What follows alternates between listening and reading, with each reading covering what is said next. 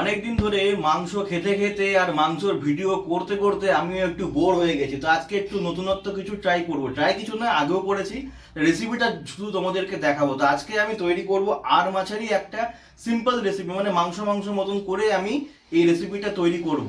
তো চলো এবার দেখে নিই আমি কি কি নিয়েছি আর কিভাবে শুরু করব। এই আর মাছের রেসিপির জন্য আমি এখানে আধা কিলো আর মাছ নিয়েছি। এখানটাতে মোটামুটি 5টা মিডিয়াম সাইজের পেঁয়াজ আমি ভালো করে কুচো করে নিয়েছি।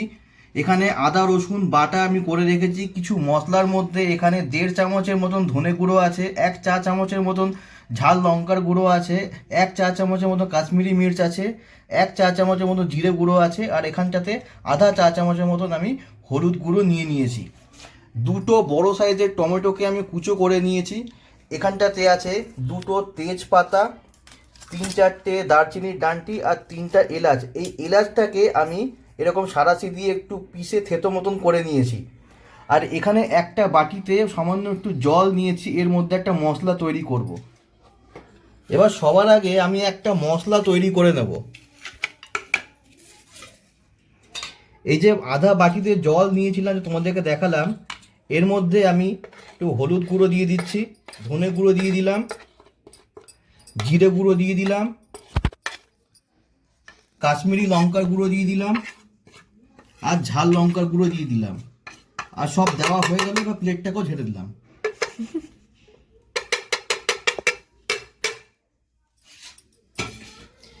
এবার এই মশলাটাকে আমি একটু জলের মধ্যে দিয়ে মশলাটাকে আমি ভিজিয়ে নেব।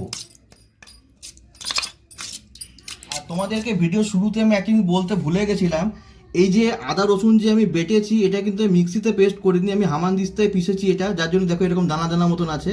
আর এর মধ্যে কিন্তু আমি লবণ দিয়ে পিষেছি কিন্তু আমি, সেই জন্য আমি এই মুহূর্তে লবণ দেবো না। যদি লবণ দরকার পড়ে তাহলেই লবণ দেবো। চলো এবার আমরা মাছটাকে ম্যারিনেট করে নিই। এর মধ্যে এবার আমি একটু হলুদ গুঁড়ো দিয়ে দিলাম,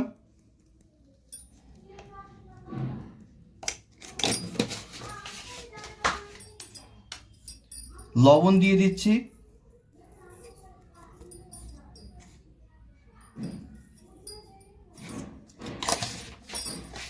আর খুব সামান্য একটু এর মধ্যে আমি সর্ষের তেল দিলাম। এটা কিন্তু ঘানির সর্ষের তেল, তোমাদেরকে আমি আগে দেখিয়েছিলাম। এবার খুব ভালো করে আমি সমস্তগুলো একসাথে মাখিয়ে নেব। এই আর মাছ ভাজার সময় একটা জিনিস কিন্তু তোমরা একটু লক্ষ্য রাখবে, যে আর মাছ কিন্তু ফোটে, কারণ যেহেতু এটা আঁশবিহীন মাছ, তো সেই জন্য এটা একটু ফোটে। তো ভাজার সময় একটু কেয়ারফুলি ভাজবে। মাছটাকে তেল লবণ হলুদ দিয়ে সুন্দর করে মাখিয়ে মোটামুটি আমি 10 মিনিট একটু মাছটাকে আমি ম্যারিনেট করে ছেড়ে দেবো। মাছ আমাদের মোটামুটি ম্যারিনেট হয়ে গেছে। এবার কড়াইতে আমি 4 টেবিল স্পুনের মতন সর্ষের তেল দিয়ে তেলটাকে এবার একটু গরম করে নেব। ধ্যান রাখতে হবে তেলটা কিন্তু একদম পুরো ধোঁয়া ওঠা যেন গরম হয়। এ দেখো তেল গরম হয়ে গেছে, এরকম ধোঁয়া ওঠা কিন্তু খুব দরকার। এবার এর মধ্যে আমি মাছগুলোকে ছেড়ে দেবো।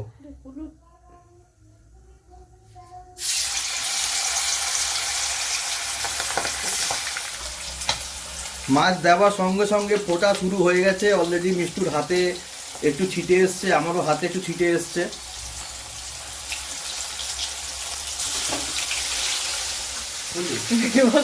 মাছ কিন্তু ফুটছে, যার জন্য একটু ঢেকে দিলাম। কিন্তু এই মাছ ফুটবে, ওই যে পুরো দেখো তেল ছিটে গেছে, দেখছো? মাছ ফুটবে, যার জন্য যে মাছ ভাজা হচ্ছে। অলরেডি আমার হাতেও একটু ফোসকা পড়েছে, মিষ্টির হাতেও একটু ফোসকা পড়েছে। তো ঢেকে দিয়েছিলাম, এবার ঢাকনাটা খুলে একটু উল্টে দিলাম। আমাদের মাছ ভাজা হয়ে গেছে। প্রথম ব্যাচটা দেখো আমি তুলে নিয়েছি। মানে এরকম ভাজবো, কিন্তু এর থেকে বেশি কিন্তু ভাজবে না। এবার আমি মাছগুলো তুলে নেব। কড়াইতে আমরা আর মাছ দিইনি, আমরা আর বোম দিয়েছি কড়াইতে। ভিডিও শুরুতে তোমাদেরকে একটা জিনিস দেখাইনি, মাছের ঝোল উইদাউট আলু বহুত না ইনসাফি হ্যায়। তো এখানটাতে আমি দুটো আলু এরকম ডুমডুম করে কেটে লবণ আর হলুদ মাখিয়ে নিয়েছি। এবার এই আলুগুলোকে ভেজে নেব।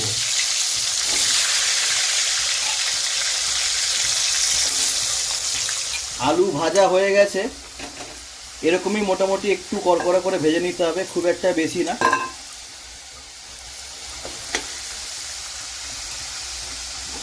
এবার আমি সবগুলোকে একটা পাত্রে তুলে নেব।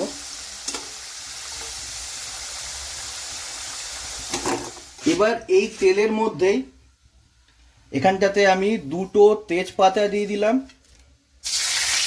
4টে দারচিনির ডান্টি দিয়ে দিলাম, আর 3টে এলাচ দিয়ে দিলাম। এবার এটাকে একটু ফুটিয়ে নেব যাতে এই গন্ধটা হালকা বেরিয়ে যেতে পারে। এবার এর মধ্যে আমি কেটে রাখা পেঁয়াজগুলোকে দিয়ে দিলাম।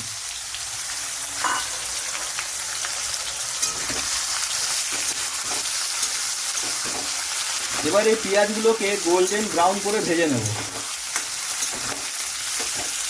পেঁয়াজ আমাদের নরম হয়ে গেছে, আমি গোল্ডেন ব্রাউন আমি এখন করিনি। এবার এখানটাতে যে আমি আদা রসুনটা যে বেটে রেখেছিলাম লবণ দিয়ে, এবার এটাকে আমি এর মধ্যে দিয়ে দিলাম। দিয়ে এবার দুটোকে একসাথে খুব ভালো করে আমাদেরকে ভেজে নিতে হবে, যাতে পেঁয়াজও গোল্ডেন ব্রাউন হয়ে যায় আর আদা রসুনটাও যাতে নিজের কাঁচা গন্ধটা ছেড়ে দিতে পারে।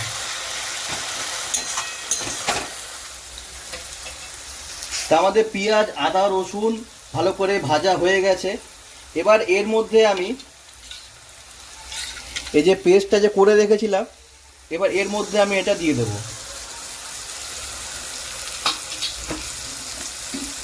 দিয়ে এটাকেও খুব ভালো করে ভেজে নেব। মশলাটাকে খুব ভালো করে কষাতে হবে কিন্তু, যাতে ওর কাঁচা গন্ধটা চলে গিয়ে তেল ছেড়ে দিতে পারে, সেরকম তেল অবধি আমি মশলাটাকে কষাবো।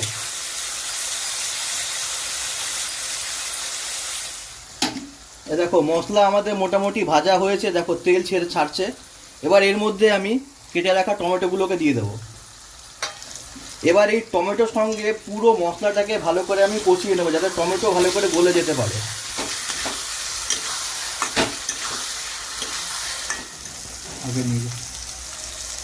টমেটো মোটামুটি গলেছে, এবার এর মধ্যে আমি ভেজে রাখা আলুগুলো দিয়ে দিলাম।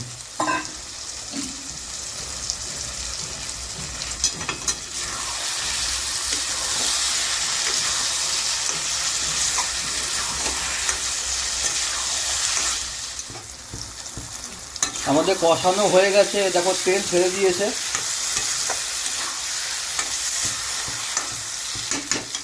এবার আমি এর মধ্যে গরম জল দেব।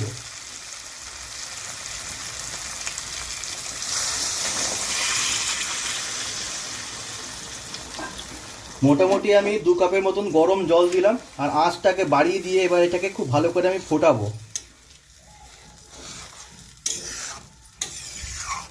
আর ফুটে গেলে তখন আমি এর মধ্যে মাছগুলোকে অ্যাড করে দেবো।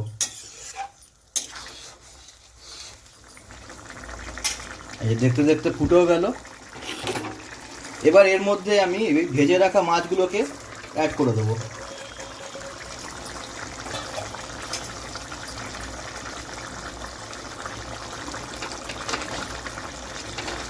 মাছগুলোকে ভেতর ভেতর ঢুকিয়ে দেবো ভালো করে। তো আমাদের আর মাছের ঝোল কমপ্লিট হয়ে গেছে। আমি কিন্তু আর শুকাচ্ছি না, ঝোল রাখবো ভাত দিয়ে মেখে খাওয়ার জন্য। আমি টেস্ট করলাম, সব ঠিক আছে। ব্যাস এভাবেই তোমরা রেসিপিটাকে চট জলদি বানিয়ে নিতে পারো, কোনো রকম কোনো কিছু না, জাস্ট মাংস করে তোমাদেরকে করে নিতে হবে। তো ভিডিও যদি ভালো লাগে তাহলে অবশ্যই কিন্তু একটা লাইক দেবে, কমেন্ট করো, আর যদি চ্যানেলে যদি নতুন ভিজিট করছো তাহলে চ্যানেলটা কিন্তু অবশ্যই সাবস্ক্রাইব করতে ভুলো না। তো আমাদের আর মাছের রেসিপি ডান। এ দেখো মাছ দেখতে পাচ্ছ, দেখো। ব্যাস এবার আমরা খাওয়া দাওয়া শুরু করব। তো তোমরা ভিডিওটাকে শুরু থেকে এনজয় একবার দেখে নাও। চলো টাটা।